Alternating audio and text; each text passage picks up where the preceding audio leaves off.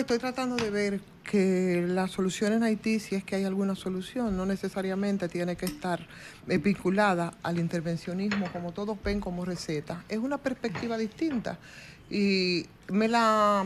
aclara mucho un cientista que sigo mucho y que además es internacionalista, se llama Lautaro Rivera, que justamente ha escrito mucho sobre Haití y le ha dado mucho seguimiento, no solamente a Haití, a los temas del Caribe,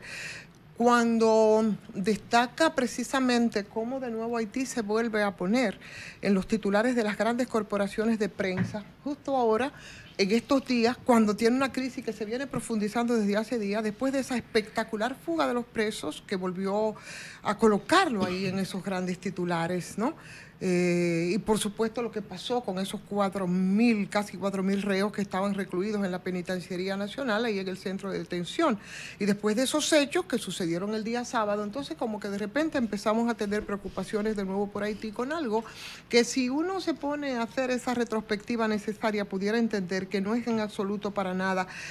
producto de la casualidad lo que viene ocurriendo con Haití, que ya desde antes del magnicidio de Jovenel Moïse había conmovido al mundo, que conmovió a todo el mundo el día 7 de junio, me parece que fue de 2021, pero ya estaba atenazado por una criminalidad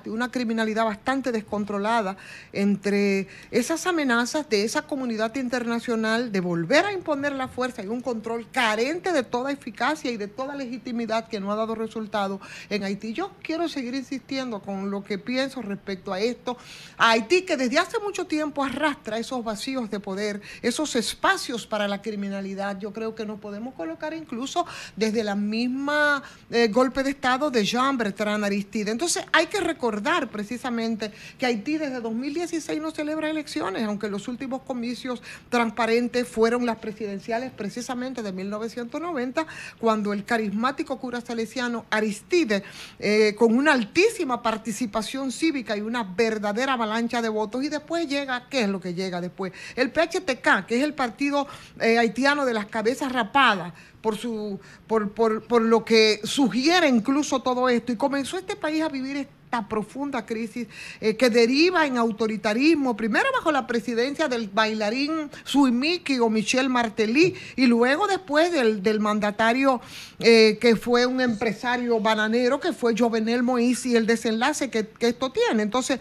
ese es lo que ocurrió con el partido ultraneoliberal, ultraconservador, que es el partido que formó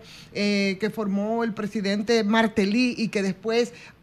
heredó el presidente Jovenel Moïse, conformado con elementos residuales precisamente de esas fuerzas paramilitares duvalieristas, porque estuvieron ahí alrededor de todo esto. O sea, es que esto no es algo que ha ocurrido de repente, y en eso que no ha ocurrido de repente, entonces a esa comunidad internacional y a esos mismos a los que se les pide desesperadamente a grito, porque los haitianos son unos malditos que ellos mismos se han creado una situación que todos sabemos que no es verdad si le damos seguimiento a los hechos y si vemos el patrocinio que incluso los propios Estados Unidos han tenido y cómo han upado hasta la presidencia mediante incluso fraudes a esos gobiernos que lo único que han llevado es Haití por este camino. Finalmente esa crisis que catapultó hacia ese magnicidio que fue perpetrado por esos mismos grupos paramilitares. ¿Qué es lo que pasó? ¿Y qué es lo que ha ocurrido entonces en Haití desde la muerte de Moïse hasta la fecha? Esa apuesta por la paramilitarización por un lado, y esa apuesta por esa intervención con el apellido de humanitaria, que además lo único que ha hecho es obedecer, yo digo, a ese plan de llevar a Haití al momento en el que se encuentra ahora, en la actualidad. Parecería como que no tiene ningún tipo de salida, parecería como que ya Haití lo que hay es que dejarlo que se cueza en su propia salsa, porque los haitianos encima de todo esto han tratado de responsabilizar de una situación en la que aunque no se note, hay muchos intereses de por medio. Se trata de la enésima misión de ocupación que iría a tratar de pacificar a Haití, pacificar a una nación que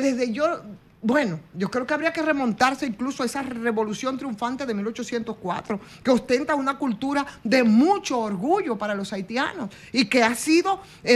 bastante coherente y muy celosa de su independencia y han sido muy celosos de su soberanía, además de todo ese largo historial de crímenes internacionales que han ido desde abusos sexuales, de masacres, hasta la difusión de esa epidemia del cólera. Todo eso ha ocurrido. Por tanto, esto que está ocurriendo en Haití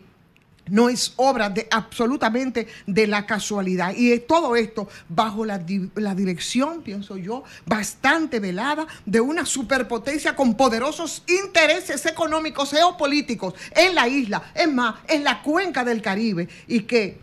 yo no sé si va a tercerizar de esta manera ese perpetuo intervencionismo que muchos no pueden ver otra salida que no sea lo que ha ocurrido por décadas en Haití y que no ha resuelto absolutamente nada, y que parece que han tenido la misión expresa de llevar a Haití al punto en el que se encuentra. Soy de las que piensa que no solo de esa forma Haití puede ser rescatada, y no es rescatada porque ni hay voluntad política, ni de esos organismos, ni de esas superpotencias a las que se clama, por supuesto, ni de esa oligarquía haitiana.